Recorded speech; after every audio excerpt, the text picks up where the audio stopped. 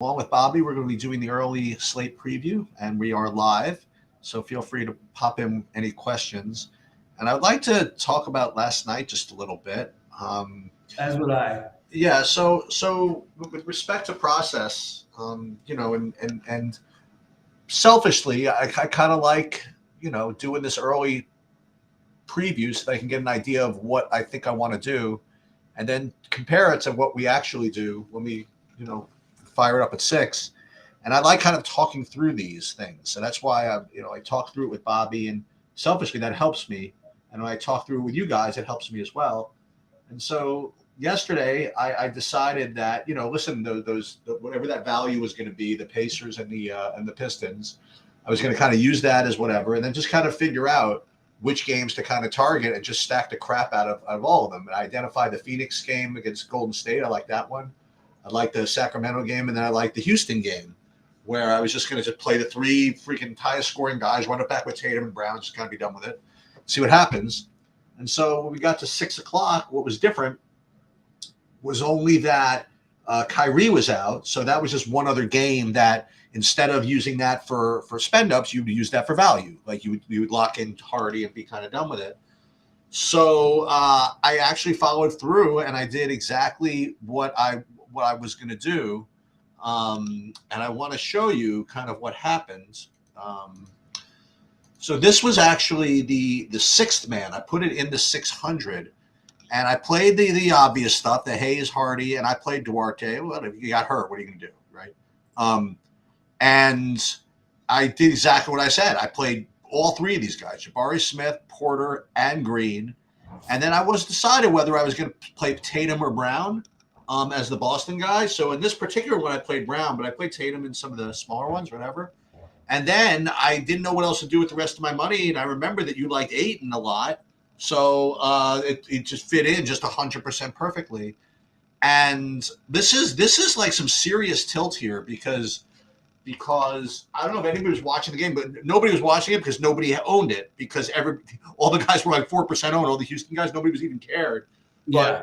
But the Houston was up 2 points with 7 seconds to go, and 99% of the time a team has the ball down 2, they'll go for 3. So it's like overtime. I'm like, it's kind of a pipe dream. But in this particular situation, Tatum got the ball. They played literally no defense. He walked to the rim and missed a wide open layup with 1 second to go. To that would have brought these guys to overtime. Now, I'm not saying I necessarily would have won, but I'll tell you this: that would have been fun to watch. Yeah, absolutely, man. It would have been fun to find out. And not only that, but you see this actual lineup. I had a lineup in the fadeaway with this exact thing, but with Umar Narani instead of Duarte. So extra 20 points on that one. So I don't know what would have happened, but that would have been a hell of a lot of fun to find out. So that's my whole speech. It's more towards process, and I was kind of happy I followed through with it. That was all. Yeah, I think it's really good. And I was at first thing when I saw that game, that Houston was up big. I was like, oh, Sheets is because Boston will come back. I was like, Sheets is in good shape here. So I actually think that was a really good process. I just to add to your thing, and this is more my issue with my play last night. I mean, and I understand it's easy to say like with, at hindsight, but I did say over and over again yesterday that the whole Duarte thing felt very, very scary to me. And yet I played a ton of them.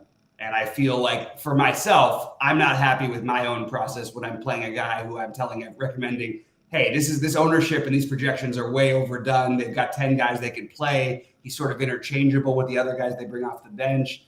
And I just didn't go with it enough, and it cost me. I mean, I finished 19th in the Monster on FanDuel, but Duarte was in that lineup, which if I play Omar Rui, I finished second, which would have been nice. And there's a lot of that. And I did like Omar Rui, and I didn't like Duarte, so I just was annoyed at myself for ending up with as much of him as I did. That was my biggest process thing. I also just about bubbled the 600. I just missed cashing the 600 with one of my 2 entries, and I just missed cashing the splash and the 100. So it was not a good night for me on DraftKings. On FanDuel, I cashed in every tournament, so I was happy over there. Yeah, look at this. This was the you just missed. That's right. Look at this. And what else are you going to do? I mean, you had Fox and Giannis. I mean, that was Fox, Giannis, and Sabonis. I had either Fox or Sabonis with Giannis in most of my lineups by the end of the day. So it was just a little bit tough. And Chris Paul had a rough game for a while. Then they came back and he started doing a little better. But just was one of those nights where you couldn't quite get there, and where I couldn't quite get there, and ready to try and improve on it tonight. I'm sure there's information that we'll find out later that we don't know. As it's important, like to this time of year, to really remember what teams are playing for or not playing for. And I think that's just something I want to keep preaching in everybody's head every day. The process I still think the process was really, like, you used yours really well. I didn't use mine well. When I dislike someone who's going to be that chalky that much, I need to stop playing him. And it was reflective with Duarte and the higher buy-ins. Like, the lower down you went, like in the $4, I think he was like 50-something% owned or 60% owned, something like that. Then he goes down to 45% in the other one, and then 30% in the big one, which just gives you a feeling like usually the sharper people are not going to be on that as much. So I was happy with my take. I was not happy with my enforcement of it. One other thing that you were really right about, by the way, was that you thought the Hardy value was just much better than all the others. Yeah, Hardy and Green, I said. How did Green do? 48. Oh God. Okay. He smashed.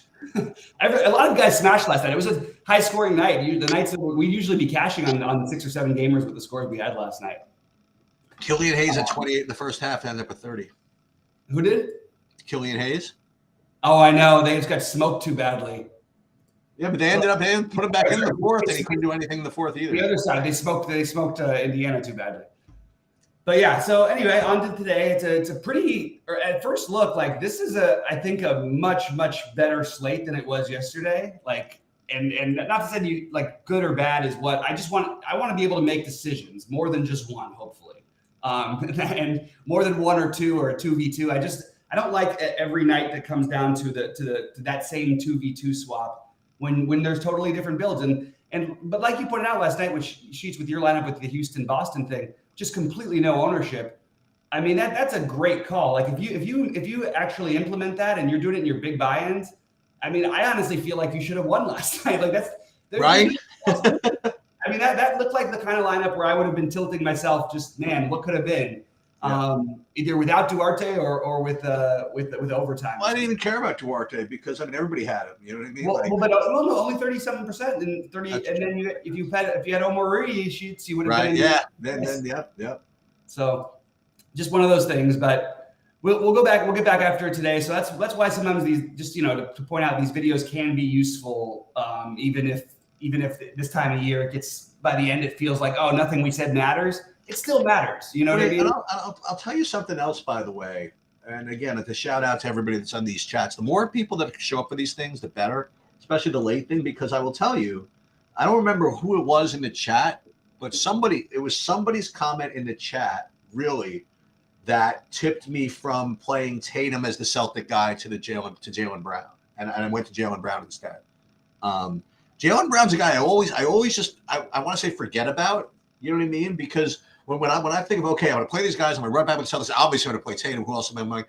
I keep forgetting that Jaylen Brown is not that much worse. You know what I mean? And you saved 1,000 like that. So it's and then I was able to get up to 8 in that way. So which was good. Yep, absolutely.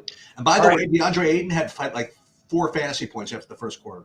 I know, and we're going to see that happen with some of these guys. Sometimes it's just the way it is. I mean, in all fairness, I think the whole team only had like 10 fantasy points. They were down by 30 points. Right. What's really gross too is I played 20% Klay Thompson last night, and in the first half, Klay Thompson had 45. He made 8 threes in the first half. Ended up with like 53, but he was 1% owned. Always nice to get the 1%ers on slates like that. So I had a lot of things later in the night that I thought would have helped, but the truth is that the Duarte and some of the early business that I did was just a little bit off. Although I identified a lot of the right pieces, just not all of it. And coming off of RJ Hampton felt really bad too, because he put up like 27 at 3,300, and he was in a lot of winning lineups. So anyway, we move on to tonight with Cleveland, Charlotte, starting things off. And guys, I did say, please like and subscribe. Don't forget to do that. I also do want to talk about better takes a little bit as far as it comes to betting. I had a really lousy betting night. It was probably my worst betting night in probably like the last 6 months or so. I think I went like 1-6 or something like that. But they have really helped me with my overall game, and I think this is a really, really, really valuable site. So I'm going to attach the Better Takes Discord in here and make sure to get some of you guys. Some of you guys joined in yesterday. We're running NBA betting contests every week. You pick 20 games throughout the week, and the winner. We're just doing bragging rights right now. We'll do some sort of fun little prize a little bit later down the road, but right now we're just doing bragging rights. Anyway, I got something else to talk about. With so much going on, I totally forgot that I think DFS Chan is having his bracketologist come on, or he did already. I didn't even look. I heard he was going to do it. I thought it was today, but I haven't checked yet. Yeah, I mean that's what's cool. I guess we have so much going on. I don't even know what it is. And I think there's some tournaments going on for DFS, which I have to look into after a little later today. I'll have some time and see what we've got for DFS for college basketball, because I kind of like to get back into it this year for some reason, especially because I think my Bruins are going to win the title. So well, and last thing is that I'm going to be doing a March Madness Survivor Pool video tomorrow, and I think Jayhawk's going to be on there with me. Just too many people have asked me to do it, and Adam Perry comes in saying, you know, any pools, and there's actually a pool that I entered, and they asked me if I knew if that it was opening up to more people, so I put the email in the Discord if people wanted to fire that pool up. Anyway, yeah, it's a lot going on. All right, you want to get into this to Lamar Stevens being the yeah. Why don't you start on the slate? I mean, why you want to talk about that? I don't know. Let's see. Yeah. Jump into it to start, and I'm just posting a few things in the chat. Yeah, so Cleveland, Charlotte. I mean, I have to say, I'm not particularly interested in a world where Lamar Stevens is the chalk. Is chalk. I don't know. I don't know what to tell you. He is rated to be so far one of the top 2 point per dollar plays at this very, very early stage. But I just feel as though I would rather. I don't want to play this guy with like the high usage guys on the court. Now you're going to get. I imagine it's probably. I'm just guessing. He probably played a bunch of minutes in the last game. Yeah. So he played 30 minutes in his last game, and he got 21 fantasy points. Okay, so that was once. I mean, does that mean that's going to happen a lot? I mean, every other game I see 14, 13. These are my fantasy points: 14, 13, 19, 15. I don't know. I'm not too drawn to this play, if you want to know the truth. But from my sheets and projections wise, it certainly looks like the top point per dollar play. Then you get Nick Richards, who is being priced up a little bit to 5K. Yet I still have him as being very, very reasonable. So those are the two kind of like values from this game. As far as spend ups go, I still have Mobley as kind of a good play. He disappointed the other day. He was, I think it was a weekend game with Jared Allen out. Evan Mobley was extremely popular, and he did play like a full 40 minutes. Or was this 2 games before? I forget. Yeah, he played a full 40 minutes. He only had 35. You know what I mean? Like I wasn't too happy with that. Nonetheless, he's still projecting me to be a good play with Allen out. And then I guess you also always have to consider Garland and Mitchell. The latter at 9,600, always seemingly carrying no ownership. So you get Donovan Mitchell against Charlotte with no ownership. I probably have to take a shot. As far as spend ups in Charlotte, I guess Rozier would be the one I would go to. But I just, maybe why not? I don't know. Just pile one up, put Rozier and Mitchell together, and have some fun with that. I don't know. Yeah, I don't know exactly what to do with this game. I understand the Richards thing. Obviously, at first look, he's going to show up as a really good play. He is their only big. Wonder if he it's funny because we keep talking about how everybody keeps saying all year long, and it's true. Charlotte was the worst team ever against bigs all year long. But it's improved a little bit with Mark Williams and Nick Richards instead. They're not quite as they're not giving up 75 fantasy point games every night anyway. I'm all of the guys on Charlotte, I'm just saying, other than Richards, I'm just saying, okay, maybe I'll take a wild swing there. I'm just not getting too much right now. I do like I still do like Mobley. I don't think that it's like some sort of a lock play or anything, but I like Mobley. I don't really see the need to rush to anything else. Right now, Lamar Stevens is showing up as chalk. My bet is that by the time the slate's locked, unless the news comes out later, that Lamar Stevens is going to end up being virtually unowned on this slate. I just have a feeling other value is going to pop up. We do also have Garland below 8K, but unfortunately, like that one little difference, but if he was 8,179 is nothing in terms of real salary, but in terms of projection and the fact that people see him below 8K is going to make him a little bit interesting. And I'm okay with him. I think it's a fine matchup for him. So I don't have anybody as a massive must-play priority, but I do think that Mobley, Garland, and Richards are my three favorites. And I'm willing to re-examine this one later on. It looks like I just got a message. I wasn't going to be available for live tonight. I don't think I will be available from 6 to 6:30, but I might be available right after, so I might be able to pop. I think you and I might be heading in there at the exact same time, actually. So. Okay, so we might both be a little bit late for the really live before lock, live up to lock. We'll see. I like practice today. I thought Tuesdays and Thursdays would kind of be rough, but I'll scoot back. We'll see when I get back. Yeah. All right, sounds good. So let's move on to the next one. We've got before we do that, there's one other guy that I just neglected to mention who's really, really cheap, and that's Ricky Rubio. So he's 3,300. I mean, listen, you prefer to play him obviously with these other guys out, but I mean, I still have this illusion, I guess, of him having like big upside here. So I don't know. He's showing up as an okay point per dollar play, and people are going to go play Lamar Stevens.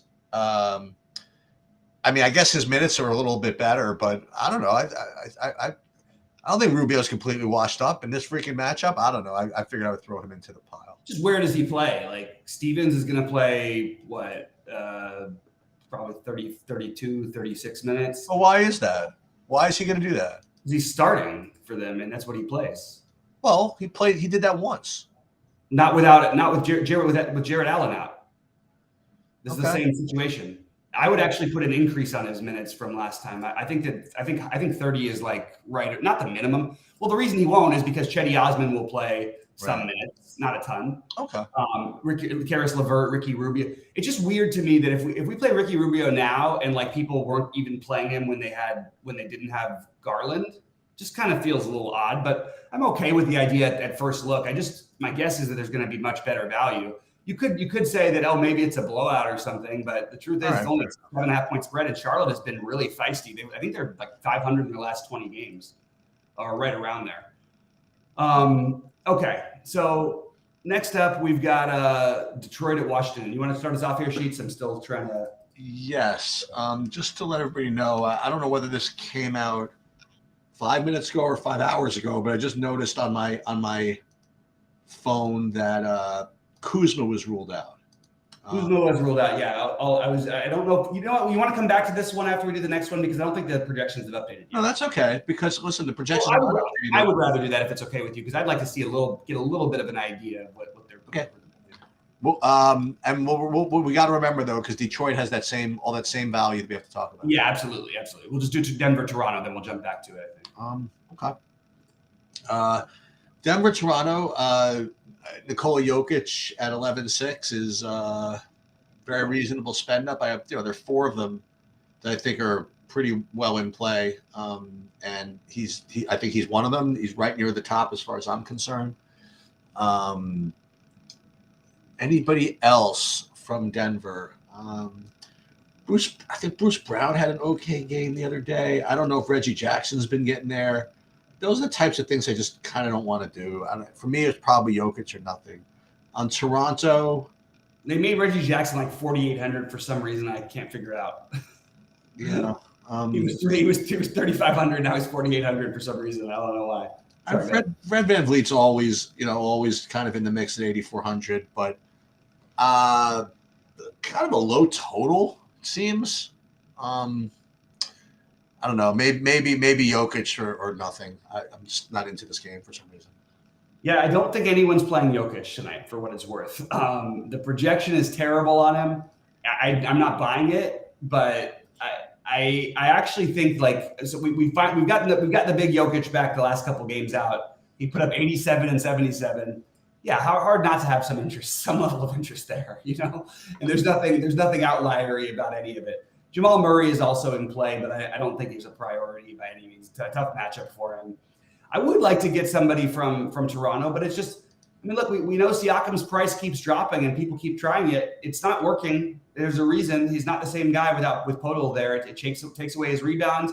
They do the screen and roll with Podol all the time with Van Fleet. So it's just you're not getting the same full Siakam experience. Now he's going to break through for a 60 at some point. I have no reason to think it's going to be tonight. It could be, but there's nothing logical about it. So basically it leaves pretty much an uninterested Toronto on the Toronto side of it. Really, you know, a good real life basketball game, but nothing that I'm overly excited about playing in DFS. All right, shall we move on? Yeah. So I have Brooklyn OKC next. Okay. Is Shea still out? Shea is not still out. Shay's in, or supposed to be in. So I have him. Boy, they priced him down here, huh? Shea at 9,400 might be intriguing. I mean, he's showing up as kind of under some of these other guys, but I don't know. He still seems to have that kind of ceiling. It's a close spread. I kind of like him. Brooklyn, Mikal Bridges, 7,800. What did they do to Shea's price? Why did they make it 9,400? That's what I'm asking. I don't know. Yeah, I don't understand it either. Sorry. No, I'm just I guess I'm just going with you on it. Yeah, that's exactly it. And then I guess that's Dorian Finney-Smith. I don't want to play him. I don't want to play Claxton. I don't want to play Dinwiddie at 7,800. I want to play Dinwiddie. Oh, you do? Yeah. All right. Well, I'm interested in playing Shea. And also, you can play Shea and Dinwiddie. That's something you could do. So that would be my advice. If you play Dinwiddie, to play Shea also. That would be my advice there. Yeah, I'm gonna have to figure out these Mikal Bridges minutes because that's the one thing that's throwing me off in this game is that you announce the guy has a minutes limit, and they've said it twice. One game he plays 12 minutes in the first quarter, but that was the game they bought in the whole bench to play. Just sort of like gave over the game, which they almost won. And then he played 46 minutes and 38 minutes the last two games. So I really am having trouble trying to figure that one out. It does make me have a little less interest in Dinwiddie, who I really like.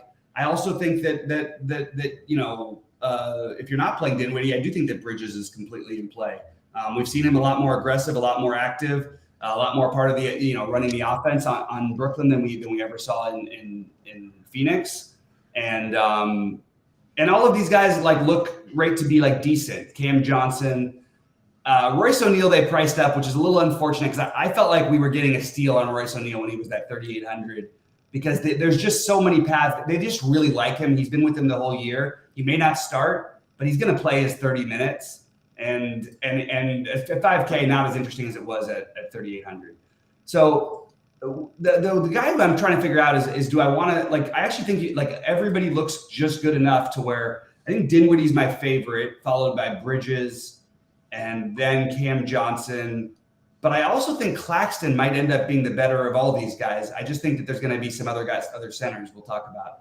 So I'm definitely interested in the Brooklyn side yet. Right now, if I had to pick one, I'd pick Dinwiddie. But I'm okay with potentially getting a little game stack in here and playing Shea on the other side.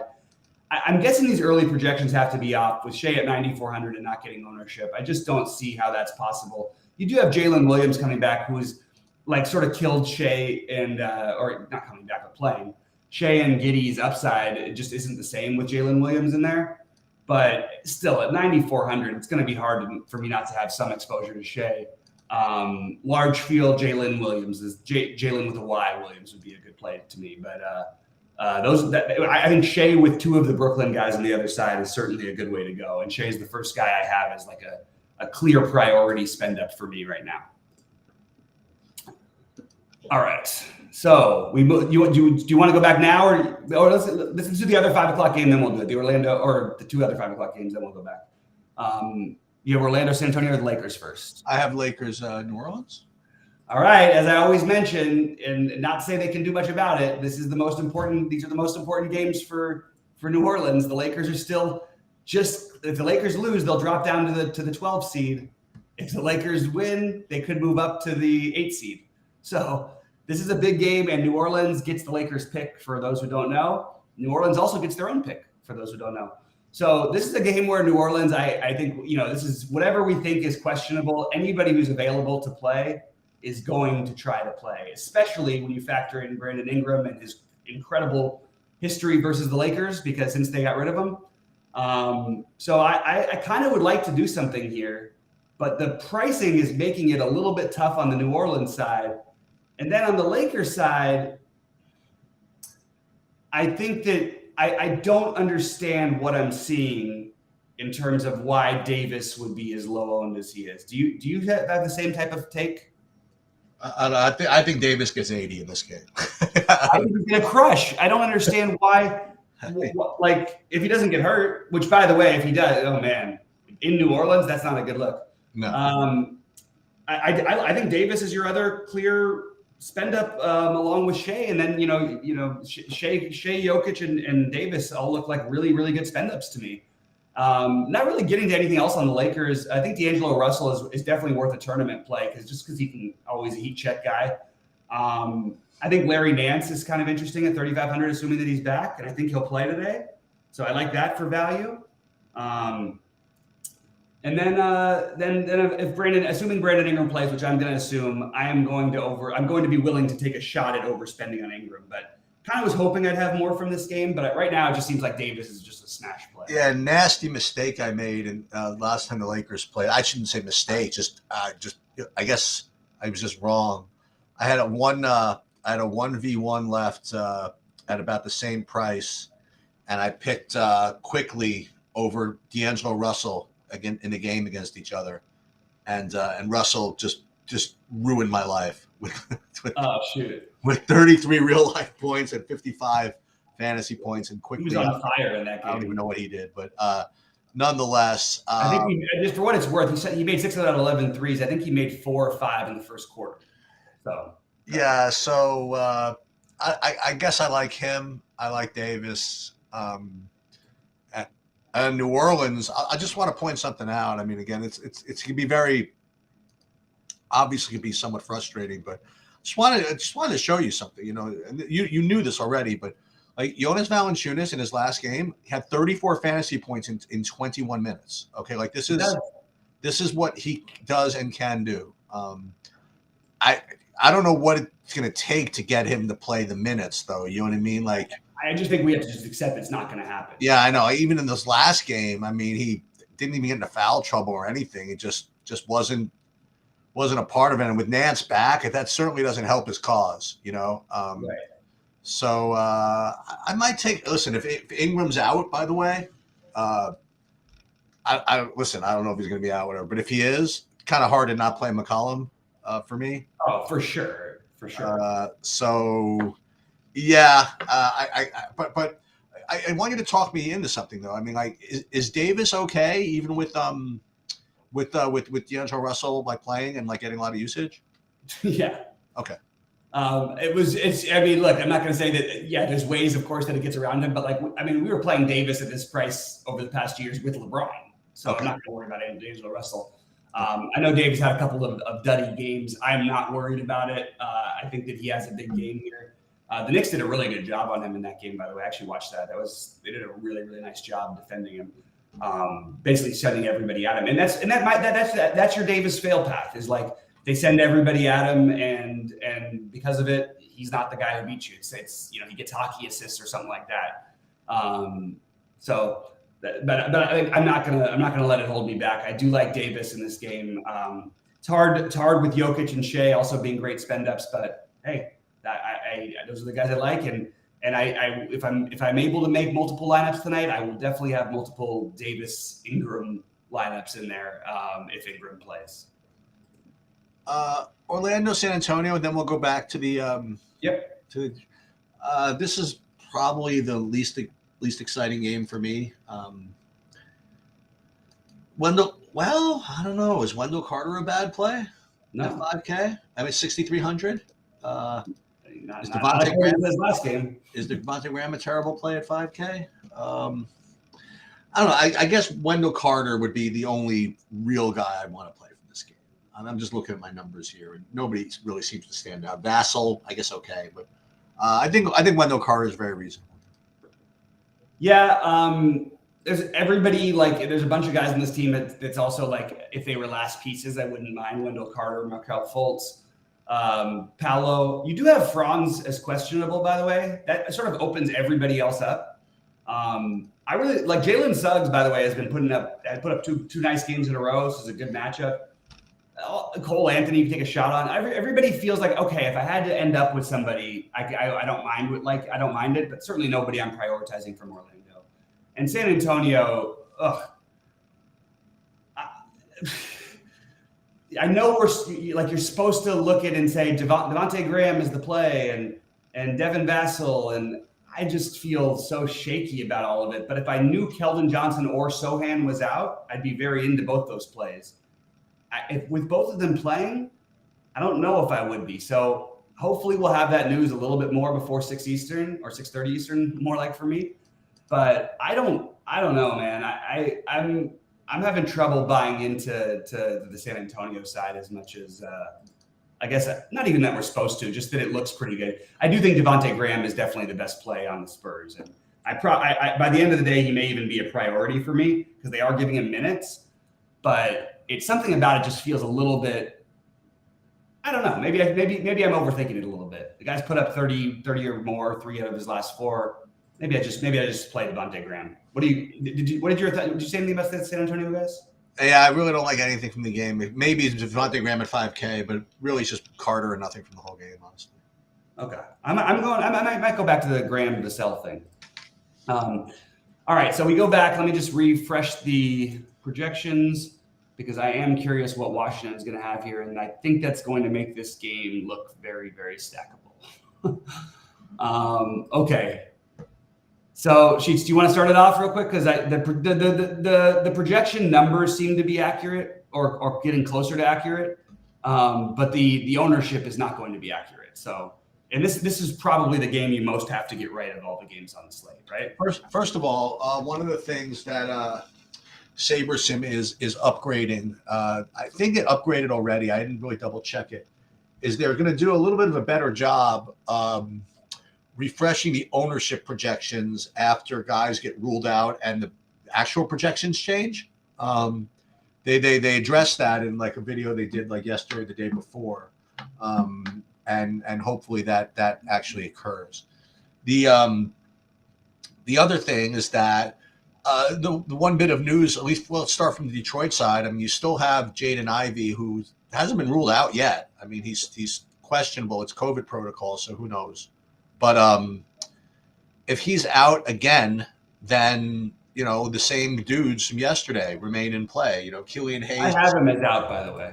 I'm out? I have him as questionable. Okay. I think technically that might be accurate. I just think everybody's assuming there's no way he plays tonight. But. All right. Well, I think the exact same guys are going to be, at least from the guard position, are going to remain in play. Omaruri again, 3,800 starting. Hampton again. Magruder again. I don't play Magruder, but he's going to show up as like as a decent play.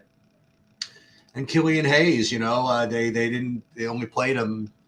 Well, they played him a decent amount, whatever. And you saw what he could do. So I don't think the extra 400 or whatever they're pricing him up is going to make too much of a difference. And if they can keep the game close, like Set, same thing. Then I think Killian Hayes is probably where you want to start, and then the two bigs, I presume. But these guys all got priced up, man. I mean, Wiseman 6,900, Durant 37, and they're literally as I feared. Here's the problem with it. I ended up with Wiseman in a bunch of because he was my original build yesterday, but they literally just split minutes down the middle, which is what I was afraid of, and they both smashed. They both smashed completely. Not as easy a matchup, but still a pretty good one today. But can you really play a platoon center 24 minutes at 6,900 and 5,500? Seems hard to do. I don't know. What are your thoughts on the Washington side? Yeah, so with Kuzma out, I mean, Beal and Porzingis have to get upgraded, right? And they I didn't upgrade my projections yet, but even with Kuzma rule in. I mean, these guys look like decent plays. So if you are gonna see, I don't know if this is the game you necessarily have to get right today. I don't know, but because it's not like it's such a it was yesterday was supposed to be a close game. You know what I mean? So you were supposed to be able to predict these guys. This is going to be like a double-digit point spread, I think. So I don't know what to do with this, but definitely Porzingis and Beal are going to get upgrades. And what about some of the value is like, I don't see Morris being somebody who would get upgraded because Kuzma's out, and I guess Avdia at only 4K. That's probably going to look really good. I mean, I didn't look yet. Yes. Yeah, I agree. I would imagine that looks really good. So I don't know if Kuzma being out upgrades stuff like Gafford, but I doubt it, right? So for me, I would say that Avdia would be probably the best, overall point per dollar play from the Washington side. Yeah, and look, Avdia, one of Beal or Porzingis, I think is a good idea. With Morris back and him, DeLon Wright, both getting minutes at the point guard, it's kind of hard to commit to that. I don't love playing Kispert. Occasionally he'll have a 9 of 13 shooting night like he did the other night and make me regret that. I'm not really gonna ever regret it, actually. I actually want to just make a quick point on Magruder. I think this is a better night to play him than last night, even though he had a good night last night. We had so much other value, and for a low usage guy and all this stuff, like, he's going to play a ton of minutes. His usage has actually been better, but 3,500, I mean, I'll take that shot on him in this game. What I've got is playing Hayes or Hampton. But by the way, we have 3 questionable tags on the Detroit side, which means they might have to be playing G Leaguers by the time this starts. Because Duran, Livers, and Wiseman are all questionable. So keep an eye out for that. I like the Hayes, Omarui. Well, so okay, Hayes or Hampton, Omarui or Magruder, and you could play these guys together. That's just how I'm dividing them up. And then on the other side, one of Beal or Porzingis, and then definitely Denny Avdia as the priority. But I do think this is a game where I'd like to get a little bit of a stack going. And as good as Washington is when they have all their guys, when any one of those guys creeps out, they lose every game. And I'm not saying they're going to lose tonight. They're probably going to wax Detroit. But even if they wax Detroit, people are going to have to play minutes. You know what I mean? There's almost no way I'm making lineups without Detroit guys at the moment, unless we hear somebody's available that we didn't expect later on. So tomorrow, Wednesday, we're going to do the live sweat or whatever it is. Live sweat. Boy, I'll tell you this, that today would be a nice day for it. Look at these last 2 games, huh? So if you didn't like any or all of that, you have like all kinds of upside. You know what I mean? Like you have Giannis, you have Chris Paul, Booker, and Ayton. You have Randall and either Brunson or not, and then you have Lillard. You know what I mean? This is a lot of you are not counting your money at 10 o'clock. Like if you're in first place, I promise you. There's way too many fantasy points that are up for grabs here. So which one do you want to start with? I guess we'll start with Milwaukee Phoenix, and you have both teams are coming off a back-to-back. So like that evens itself out. I really can't imagine anybody sitting. I mean, how do you sit in this game? But I think if they were going to sit Giannis, they would have sat him against Sacramento. No, I mean, he's got to play. You know what I mean? Like, all these guys have to play this game, I would think. Anyway, Giannis listen, it's a tough matchup, but I mean, it's Giannis. What can I tell you? So I do like him. Phoenix, you can go, listen to the same guys, Ayton, Booker, Paul. Why not? I'm gonna judge these at the same time. Then the Knicks, you can do the same thing. You play Randall and Lillard. I don't know. I don't want to mess around with too much in these games, but I think that the big fantasy point scores in all 4 of these teams make sense. It's like, I hate to analyze it that way, but right. Why don't you, if you want to just deal with them? Yeah, I'll go through my thing. So with Ayton, so in the Phoenix Milwaukee game, Giannis I have right there with Jokic. I think that they're both really good plays. I don't have a giant preference between the two of them. I do think that and I don't think it's a tough matchup for Giannis. This is not the same team that they were defensively at all. Ask Golden State about that. It's just Giannis for me on the Milwaukee side as even any interest. On the Phoenix side, I could definitely make an argument for Ayton, Booker, Paul, and I think they're all fine. So I think one of those guys, if I had to pick one, it feels weird to play Paul on a back-to-back. I think I would probably go Ayton just because the price, and Booker's a little too close to AD, who I like, but I do think that Booker can get there in this matchup. So everybody who sort of looks okay, but I don't really I don't know. I don't feel like there's anybody I need to play. Keep an eye on what happens with Chris Paul if we hear anything on the back-to-back tonight. I know they need to win games right now, but I'm curious what they do with them. And it might open up a weird campaign, at least placeholder. Although last night with Chris Paul, he only did play 30 minutes. So I think that if there's a sign that he's going to play again today, that's probably it.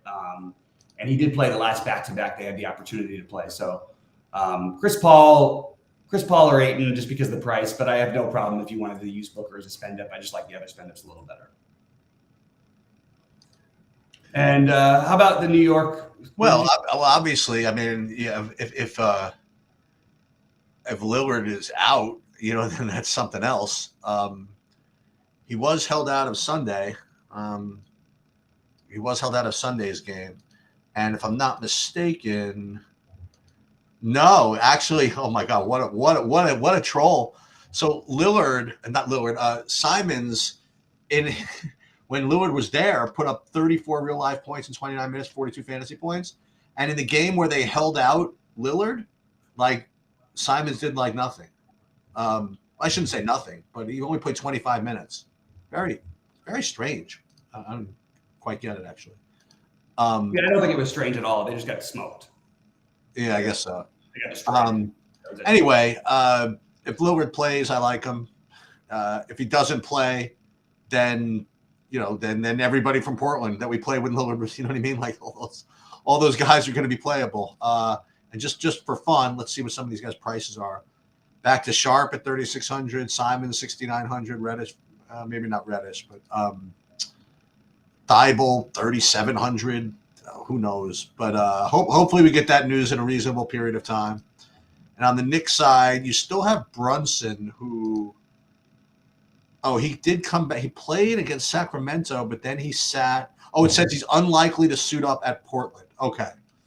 So with him out, I don't know what my projections are presuming, but Randall showing up is a good play regardless. I wonder if anybody else from Knicks is showing up. I would imagine they would, but maybe these guys have all gotten priced up now. Yeah, quickly it's 7,100. And then, Quentin Grimes at 3,700. Maybe he shows up as something. But I don't know if I'd go back to quickly at 71 and Barrett at 7K even if Brunson was out. Mm-hmm. Yeah, I hear you. I don't know what I'm going to do with this one. I'm struggling with it, to be honest with you. I do think using Grimes as a placeholder is reasonable, just because of the price. I don't know. I might take a shot with Quickly. I actually think I kind of like that. Barrett also, I just feel like they're getting a little bit too little ownership. Quickly or Barrett, I think would probably end up being possibly a priority for me. Yeah. At the end of the day. But a lot of it hinges on, as you mentioned, what do we Damian Lillard not being available. I don't care what happened the other time. This is a home game. I actually think he probably plays. But if he's really that calf's really bothering him, he's not going to play. Right. But it has to be really bothering him. If they want to make the playoffs, which this team does, they can't really lose games anymore. They need to try to. They need desperately to win as fast as possible. They need to win as many games as possible. Look, the 31 and 37. They're 2 games out of the playoff spots, with 14 to go. So they're going to be desperately out there trying to do their best, you'd imagine. So if he or Grant are out, I think you could assume that they're really banged up. As of right now, it's really hard to analyze the Portland side without that. And I guess I may have skimmed over Randall a little bit. I think Randall's a really good play also with no Brunson. So I have it rated quickly Barrett then Randall on the Knicks side. But I actually think, what about a little Josh Hart revenge at 5,400? That seems like it makes some sense, right? I think I tried to play him the other day with maximum aggravation. Let me see. Yeah, he had 30. He plays 32 minutes. He just hasn't put up fantasy points in a little while. But remember, a lot of those games Brunson's played. So okay, fair enough. You take away a little of the usage, and even if Quickly is active, he's not. His usage is nowhere near Brunson's. You know what I mean? Right. So, and we know there's a ceiling, and he likes to play in the up and down type of games, Josh Hart. Yeah.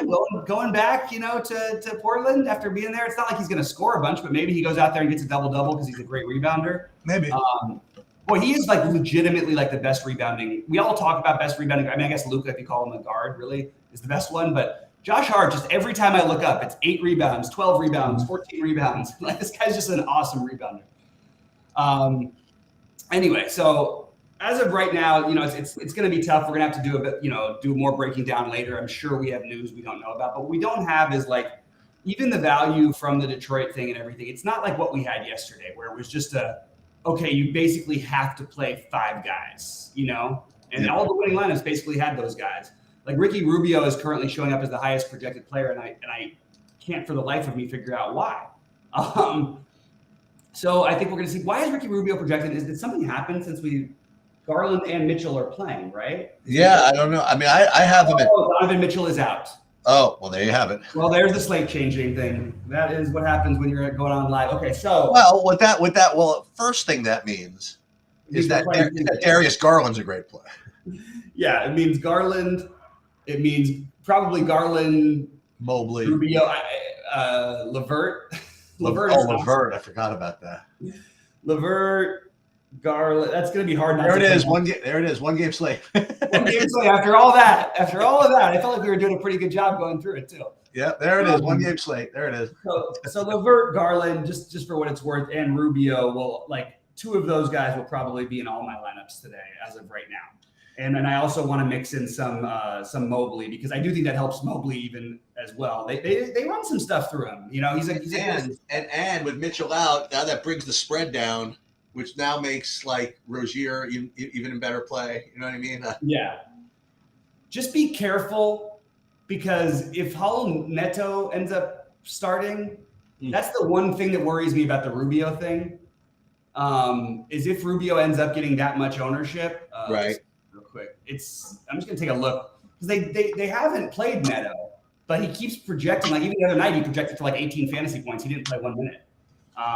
But right now, it seems pretty clear that Rubio, LeVert, and Garland are your main priorities on the whole slate of everybody. And I don't think you can. I don't think you have to play all 3 together, but I think you can. I think ideally you'd play 2 of those guys together. And then I agree with you, Sheets. It's going to change my lineups, because I'm gonna end up trying to find something from the other side, which probably means Rozier or Oubre to go with Nick Richards, and all of a sudden, boom, you've got a nice little stack going. But unfortunately, that's going to be the chalky stack. So the other guys I like, just to go through it real quick, Avdia I love. I think playing one of Beal or Porzingis, Omarui or Magruder for value, Killian Hayes or RJ Hampton. I think it's very hard for one of those guys not to get there in Detroit, depending on who's playing. Quickly or Barrett, maybe considering a little harder Randall, but a little less interested after the Cleveland news. Anthony Davis, followed by Jokic, followed by Anthony Davis followed by Shea, followed by Jokic, followed by Giannis as the over 9K guys for me. It's probably going to be I don't know if you're allowed to say this anymore, but they used to call it a Chinese fire drill. Yeah. At 6 closer to lock today. We're both showing up a little bit late, so. Maybe it's a good thing. Who knows? Yeah, who knows? We'll see how it goes. She's just like, I hope it's not a good thing. That means we'll have to do that every time. No, I'm just kidding. Right. All right. Well, good luck, everybody, and let's crush it tonight.